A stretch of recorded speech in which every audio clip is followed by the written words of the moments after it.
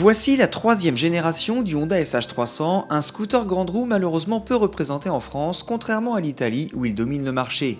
Les habitués du précédent modèle seront comblés par cette nouvelle mouture qui se bonifie notamment au niveau du confort et des aspects pratiques.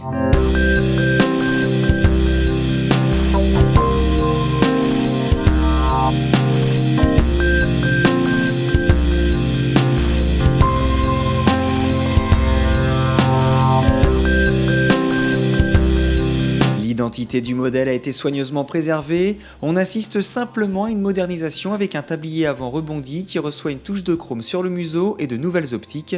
Elles intègrent toujours les clignotants mais les feux de position sont remplacés par des bandeaux lumineux à LED.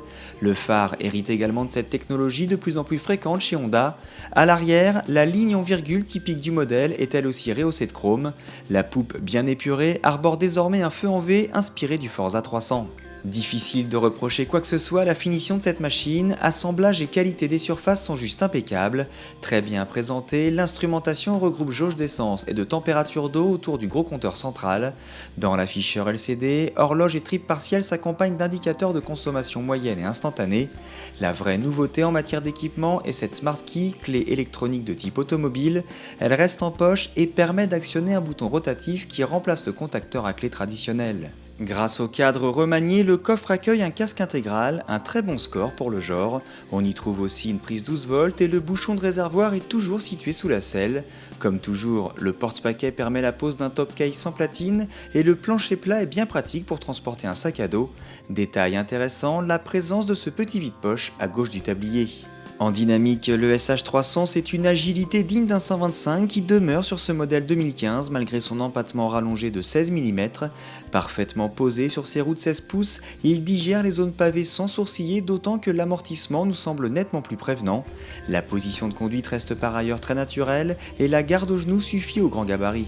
Le freinage se contente d'un ABS classique pas trop interventionniste, si l'on peut regretter le confort d'usage de l'ABS-CBS Honda, les deux disques restent bien suffisants pour stopper efficacement le SH. Le mordant est très progressif à l'attaque du levier qu'il faut empoigner fermement sur les forts ralentissements. Le monocylindre de 279,1 cm3 répond aux normes Euro 4, sa puissance et son couple sont en légère baisse, avec respectivement 25 chevaux à 7500 tours minute et 25,5 Nm à 5000 tours minute. Grâce à des choix techniques basse friction, le SH revendique une consommation en baisse de près de 9%. Discret au ralenti, ce bloc est d'une remarquable onctuosité. La transmission réagit instantanément au démarrage et l'ensemble développe une foulée parfaitement linéaire tout au long de la plage de régime. Alors certes, le prix de ce nouveau SH est alourdi de 200 €, mais ce tarif est largement justifié par la qualité d'ensemble. Pour se déplacer en ville et battre un peu la campagne, voici un outil proche de la perfection.